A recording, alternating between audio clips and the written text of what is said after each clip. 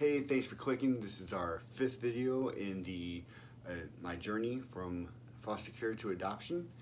Today I'm going to talk about support groups and the good and bad about them. So at this time, you may be either in the licensing process or you're in the waiting stage for a foster child, or you may even have one and you're looking for your support group. First of all, friends and family, always a big one. You need to have a close circle of friends that you can trust and just ask for advice, because you're not going to know all the answers, and some of the things that you get are going to just blow your mind. I'm like, wait, what? I didn't realize I had to do that. Personally, my parents and my sister live several hundred miles away, so they are not part of my immediate support group, but they're part of my extended one. So I'm always talking to them. They've come out and visited for a few days, not in 2020, but prior to that, they've been out here and they'd come out for a few days.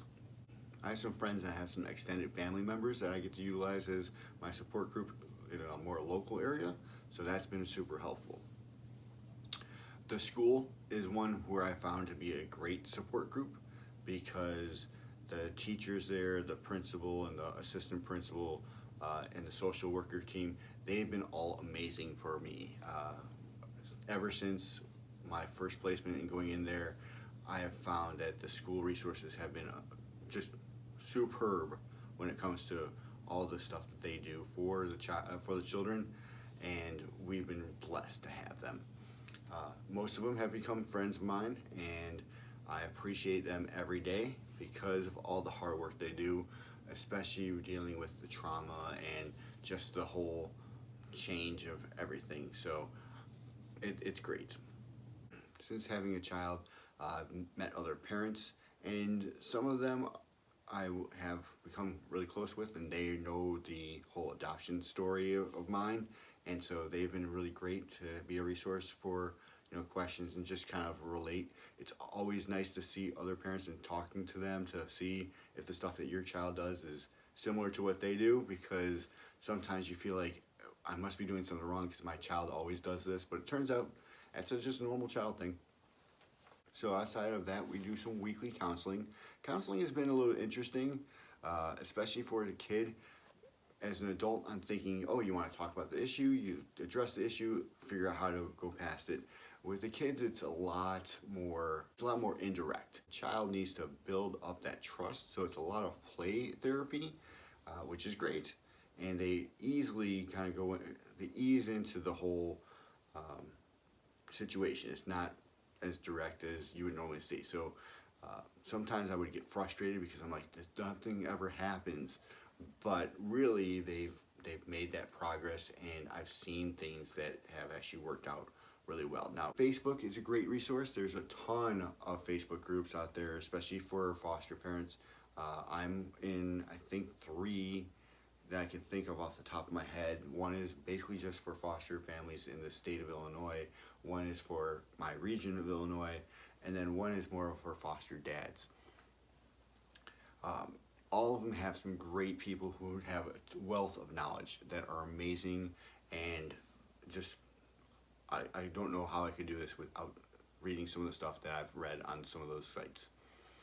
While there's some great people on Facebook who provide amazing advice, and you gotta realize there's other people who are just there really to vent on some of their issues, and there's nothing wrong with venting. Venting is healthy, and you need to get it out there, and that's their outlook. So, no worries.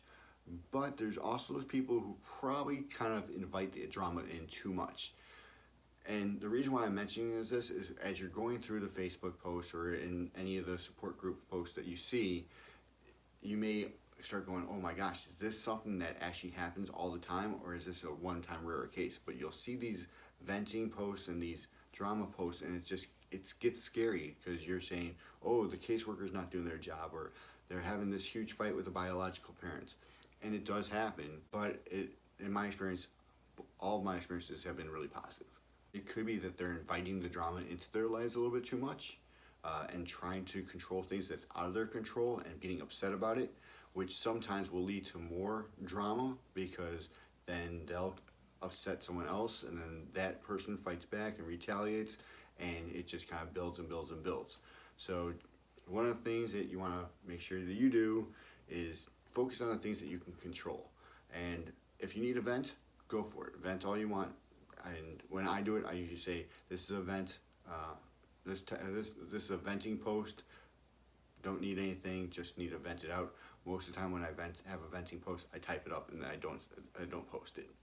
Support groups are amazing, like I said, and go find yourself at least one or two of them that you really feel like you're comfortable with, and you'll learn that there are some really amazing people out there who are just great.